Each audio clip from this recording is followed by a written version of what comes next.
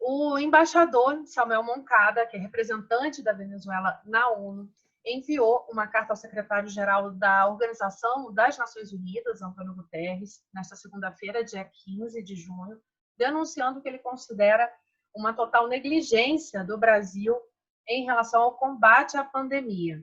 Além do risco em relação ao seu próprio país, já que a Venezuela tem mais de 2.000 quilômetros de fronteira com o Brasil, ele aponta o risco para toda a região da América Latina e do Caribe. E sobre isso, eu converso agora com o professor Roberto Goulart Menezes, que é professor do Instituto de Relações Internacionais da UNB, coordenador do Núcleo de Estudos Latino-Americanos. Professor, muito obrigada por conversar com a gente. Bom, são vários os pontos que ele coloca nesse documento. Eu gostaria de tratar alguns com o senhor, mas, primeiramente, eu gostaria de saber, no âmbito das relações internacionais, ou à luz do próprio direito internacional, qual é o efeito prático do envio desse tipo de carta-denúncia, considerando o cenário em que estamos, não só da pandemia, como também das recentes hostilidades, né, do Brasil em relação à Venezuela? Olá, Juliana. Em primeiro lugar, acho importante destacar essas hostilidades, como você bem mencionou, entre o governo da Venezuela, o governo Nicolás Maduro, e, primeiro, o governo Temer no Brasil, onde a temperatura já havia subido, e depois ganhou uma nova configuração com o governo Bolsonaro a partir de janeiro de 2019. E os últimos acontecimentos nessa relação que tornou-se tensa entre Brasil e Venezuela, o governo Bolsonaro tentou expulsar, né, a representação diplomática venezuelana na capital, né, Brasília, em plena pandemia, o que foi suspenso, esse ato de expulsão, que é gravíssimo nas relações diplomáticas, pelo ministro Luiz Barroso do Supremo Tribunal Federal. Um outro ponto é que o efeito prático que essa carta endereçada ao Antônio Guterres, o secretário-geral da ONU, é mais de um alerta e de manifestar uma preocupação no seio das Nações Unidas em relação ao combate da pandemia, né, no mundo como um todo.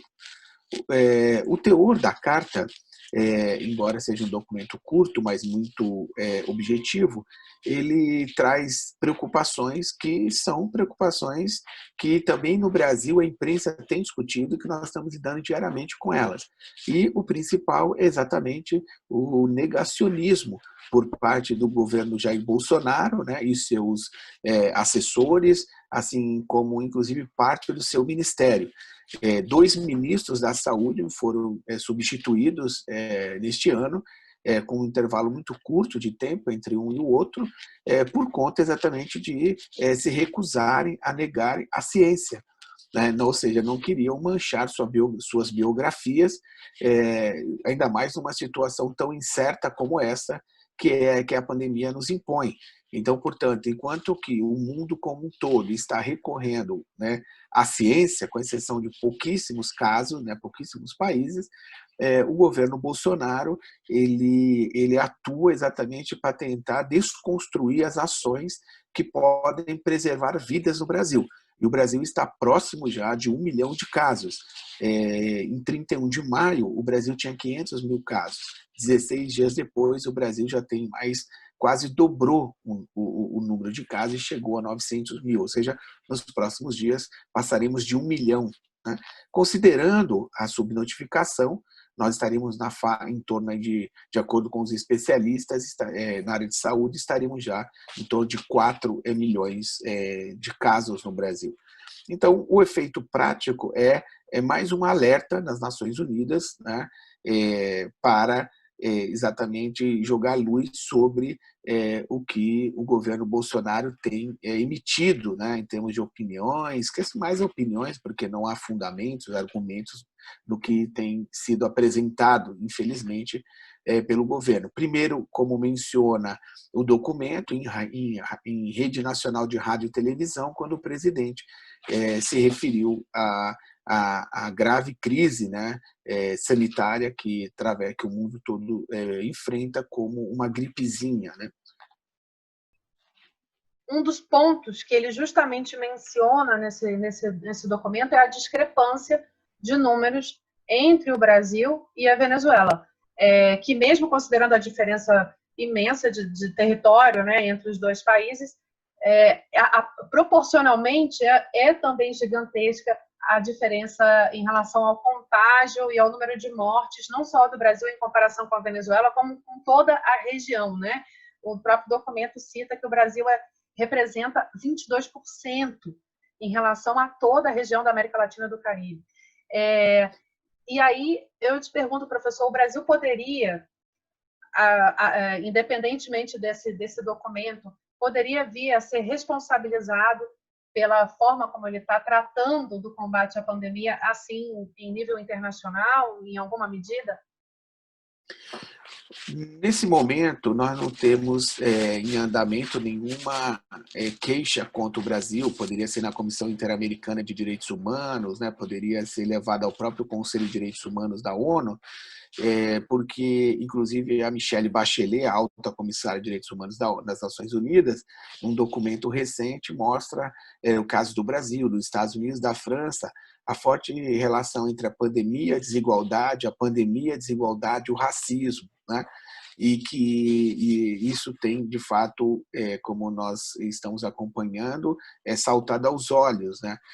Por exemplo, no caso do Brasil, quando foi lançado o auxílio emergencial, que o Congresso aprovou, de R$600, 3 parcelas de R$600, descobriu-se que o Brasil tem um quinto da população, cerca de 40 milhões de pessoas, entre aspas, invisíveis, né?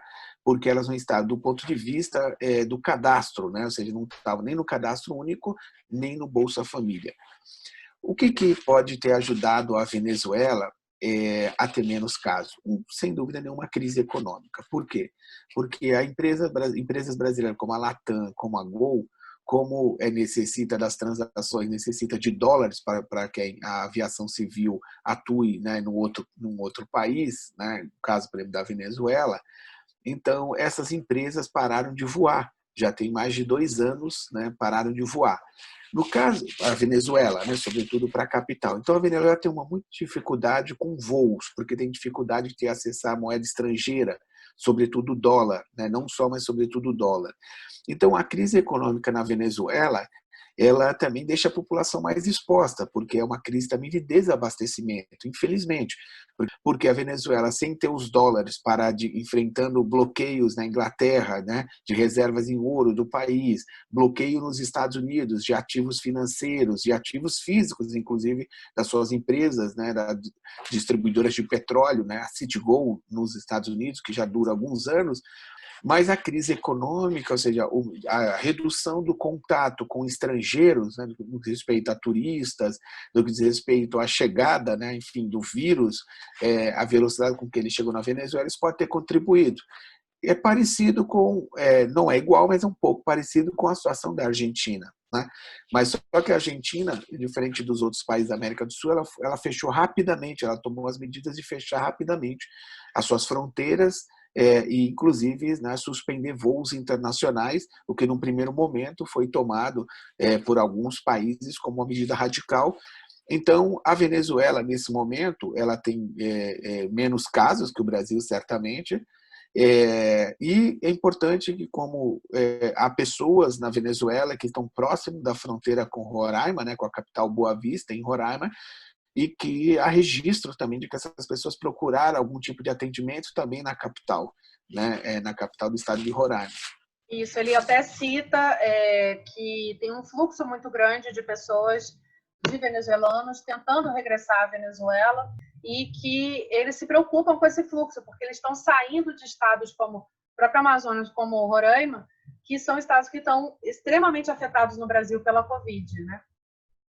Sim, exato. E um outro ponto importante, Juliana, é que as políticas, né, que foram desenvolvidas durante o governo, sobretudo o governo Chaves, né, na área da saúde, elas contaram com a presença de médicos cubanos, né, que depois o Brasil veio a ter tinha um programa exitoso chamado o Mais Médicos no Brasil, em que logo no início, por um lobby de parte do Conselho Federal de Medicina ou de demais organizações, trabalhou junto ao governo Bolsonaro para inviabilizar a continuidade desse programa. E isso é gravíssimo, porque são regiões hoje no Brasil em que estão exatamente necessitando desses médicos, né, desse atendimento. E nada foi posto no lugar desde a saída dos médicos cubanos. Com o fim do programa Mais Médicos, isso é um crime contra a humanidade, podemos dizer assim, eu colocaria assim. Os estados têm trabalhado muito em que pese a oposição do governo Jair Bolsonaro, os estados, na sua grande maioria, têm trabalhado muito junto com as prefeituras, exatamente para enfrentar a pandemia, com os recursos que eles têm. E não são tantos quanto do governo federal, porque o governo federal tem uma estratégia de retardar a chegada dos recursos, né? Porque quando ainda era o ministro Mandetta e estava começando a pandemia, o Brasil estava com uma boa equipe na área de saúde, sobretudo de técnicos, né, concursados do Ministério da Saúde, ou cedidos, né, da Fiocruz e de outros órgãos importantes da área de saúde no Brasil, e que estavam preparando um plano de contingência que, se tivesse sido colocado em andamento, certamente o Brasil teria muito menos mortes, o Brasil teria muito menos casos registrados hoje, né? Esses milhares de vidas estão se perdendo de maneira irresponsável, como você colocou numa outra questão. Isso poderá vir, assim, passada a pandemia, no pós-pandemia, ser motivo de algum tipo de ação, ou no Brasil, ou em alguma instância internacional contra o governo, né, o atual governo. E nesse ponto, na questão dos mais médicos que eu mencionava, a saída deles deixou diversas populações vulneráveis, incluindo populações indígenas, né? Atualmente, 60% dos brasileiros estão longe de uma UTI, em média 700 quilômetros. Então, essa presença dos médicos de forma capilar, através de programas de saúde da família, reforçado com a presença dos mais médicos, teria ajudado muito o Brasil nesse momento e poupado muitas vidas, sem dúvida alguma. E por que eu menciono mais médicos? Porque a Venezuela ela é um dos países que mais trabalhou junto a Cuba em relação à presença de médicos, né, desse programa que tinha um outro nome lá na Venezuela, exatamente para atender aquela população mais vulnerável. As populações estavam mais expostas a um conjunto, né, de doenças, né, e a necessidade até de atenção básica à saúde.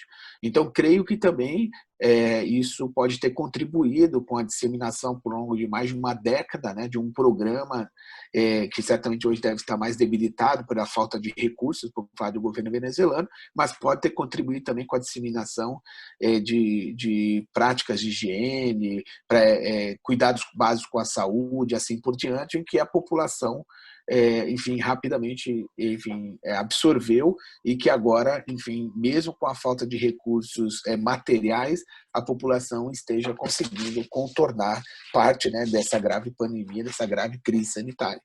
Uhum.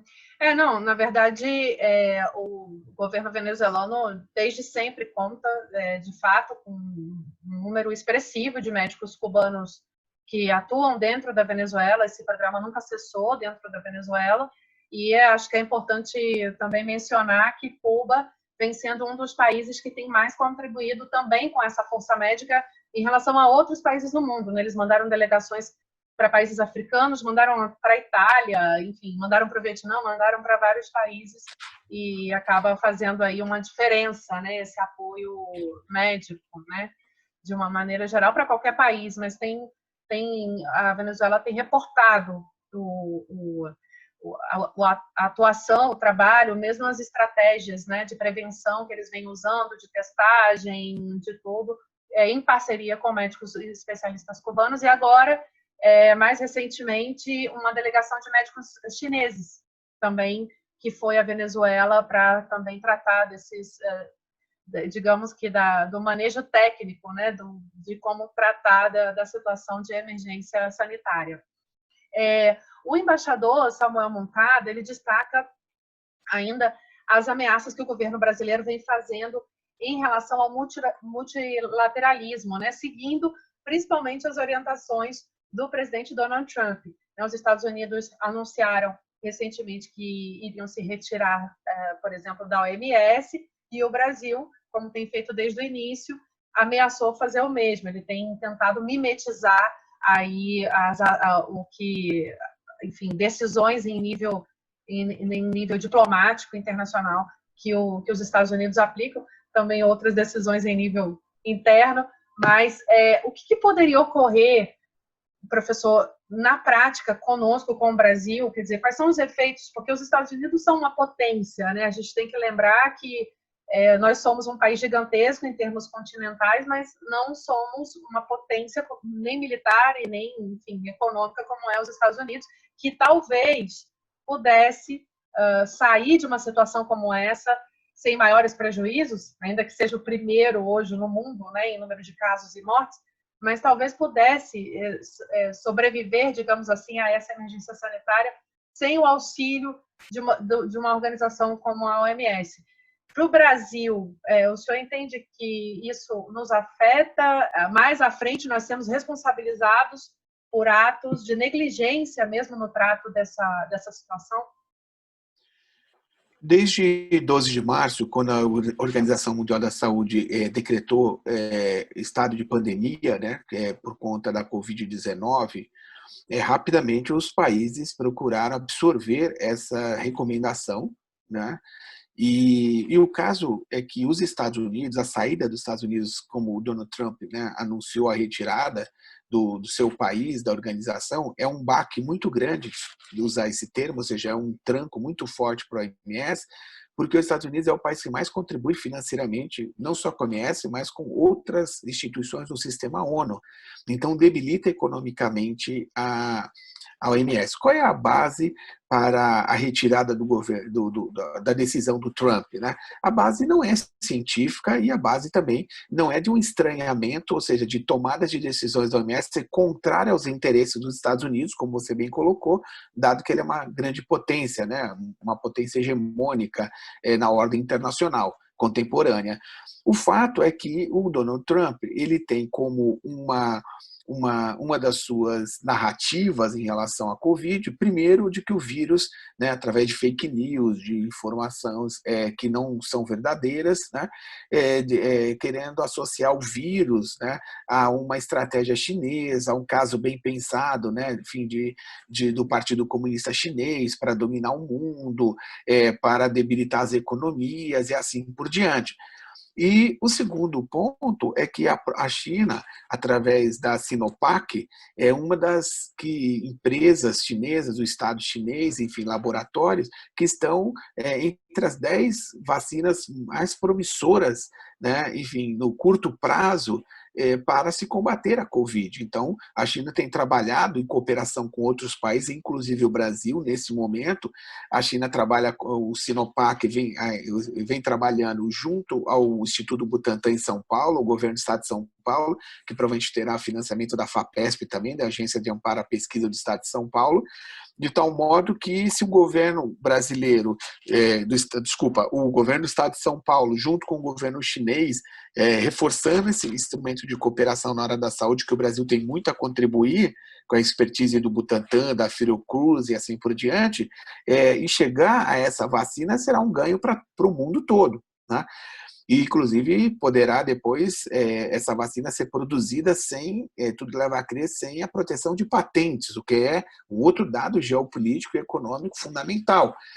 Porque não basta chegar e ter a vacina, o problema é conseguir, sobretudo, que seja uma vacina de dose única, para o custo ser menor e consiga a produção ser uma produção em massa que possa chegar a 7 bilhões de doses no mundo.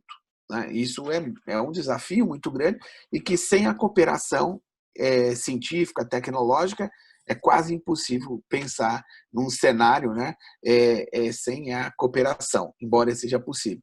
Um outro ponto que você apresenta também, Juliana, é aí a posição do Brasil. O Brasil, o governo Bolsonaro, com a sua retórica negacionista, nesse ponto ele copia o governo Trump. Ou seja, e o que o Brasil, enfim, tem que aportar em termos de recursos, é claro, nem é não chega nem perto do volume dos Estados Unidos. Agora, o que o governo Bolsonaro tenta fazer é somar força ao governo, ao argumento dos Estados Unidos, que é exatamente de culpar a China, ou seja, que a OMS, digamos, ela estaria passando a mão na cabeça da China.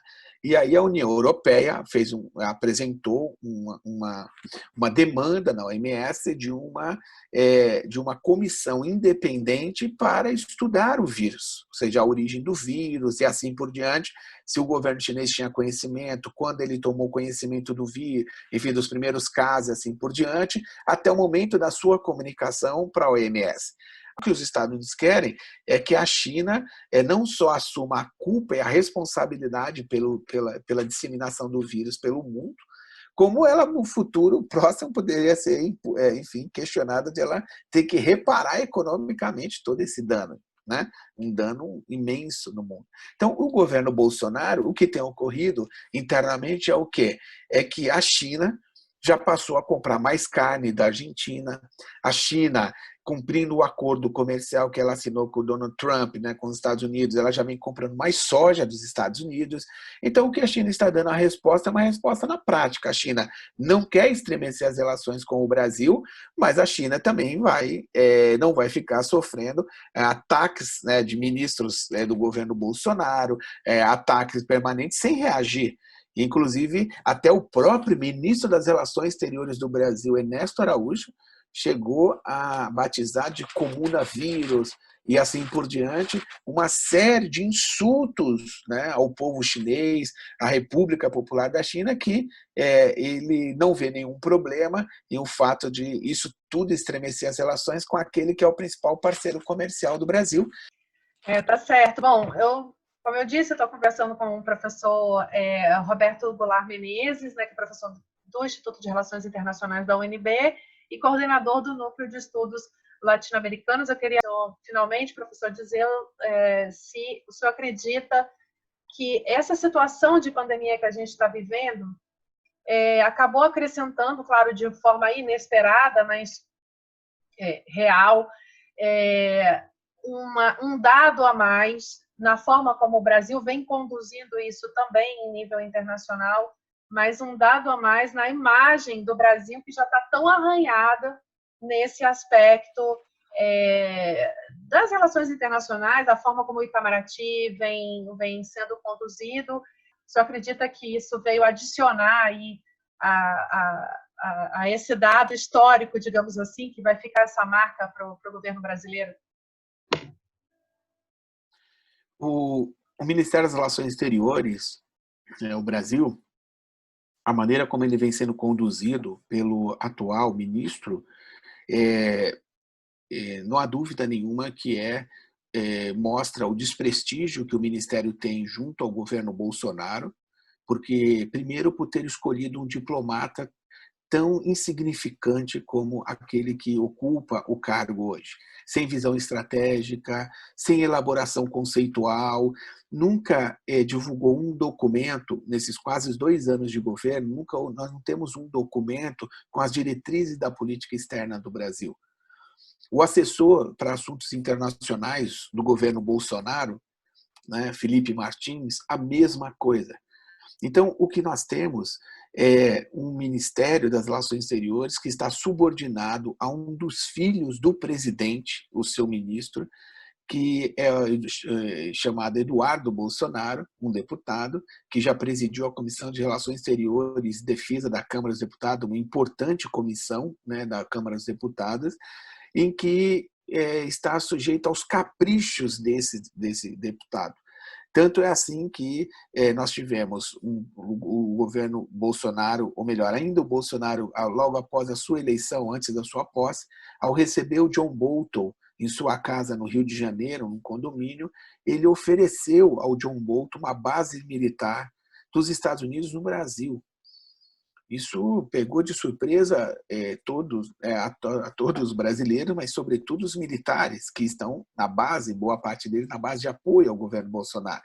Depois nós tivemos o caso do grupo, né, chamado Grupo de Lima, em que o ministro das Relações Exteriores chegou a endossar uma proposta de invasão da Venezuela e que depois, na segunda reunião, ele já não foi mais quem foi representando o Brasil, foi o vice-presidente, o general Hamilton Mourão, e que disse que não ia ter nenhuma aventura bélica desse tipo por parte do Brasil com qualquer um dos seus vizinhos, né, ou país da América do Sul, sobretudo. Depois, o presidente dos Estados Unidos, ao retirar o seu país do Acordo de Paris, o governo brasileiro também, que vem desmontando diariamente a proteção ambiental no Brasil, e isso, sem dúvida nenhuma, ainda mais precisamente no caso da Amazônia, com as queimadas, o aumento do desmatamento, a tentativa de inviabilizar o Fundo Amazônia com a Noruega e a Alemanha. Ou seja, o Brasil, internacionalmente, como tem sido dito por muitos, está numa condição de pária internacional. E o que vem sendo feito não é que houve mudança ou continuidade no Itamaraty, é uma destruição do que foi feito desde 1985, pelo menos no que diz respeito à presença do Brasil na cena internacional. O Celso Amorim chegou a usar um termo ainda no início do governo Temer, que o Brasil iria para o cantinho do mundo. Nem no cantinho do mundo o Brasil está, não tem esse cantinho para ele. É deplorável o que ocorre com a polícia externa brasileira, mesmo analistas conservadores da polícia externa brasileira, analistas mais próximos até esse governo, digamos assim, já têm dificuldade em identificar alguma linha, digamos assim, racional, lógica da atuação internacional do Brasil. O que o Brasil fez, esse governo faz com a política externa brasileira, é condicionar, é subordinar o Brasil, um país dessa importância, dessa magnitude, sem querer sobreestimar o Brasil, mas há o alinhamento mais nu e cru, quase que como a Argentina chegou à expressão dada no momento do governo Menem, né, que seria de relações carnais com os Estados Unidos, ou seja, uma relação que coloca o Brasil numa posição ainda mais vulnerável internacionalmente e não representa objetivamente a defesa de nenhum interesse nacional. Essa falta de uma linha, de uma diretriz ou diretriz da polícia externa brasileira, uma falta de racionalidade e senso lógico, né? Porque o Itamaraty vem sendo não só desprestigiado pelo governo Bolsonaro, mas mais do que isso, vem sendo corroído por dentro por um ministro que até esse momento não mostra nenhuma linha, portanto, de defesa dos reais interesses nacionais do Brasil, a não ser de responder a assessores do Steve Bannon, que é um ideólogo da extrema-direita nos Estados Unidos e que agora, inclusive, uma das pessoas do seu movimento está em processo tentando se mudar a possibilidade da assessoria no Itamaraty para que esse sujeito venha, ligado ao Bannon, venha a ser assessor especial do ministro das Relações Exteriores do Brasil. Então, isso ainda não há nenhuma reação, infelizmente, da sociedade brasileira, a não ser matérias na imprensa, assim por diante, mas o próprio corpo diplomático que vem assistindo isso, né, de maneira, digamos assim, imóvel, né, pelo que vimos até agora. Sabemos da dificuldade que eles têm em reagir, mas está sendo confundido o Itamaraty de um ministério que é do Estado com um governo. E isso temos mostras diárias, né, que vem sendo dado por aqueles que são responsáveis pela política exterior do Brasil.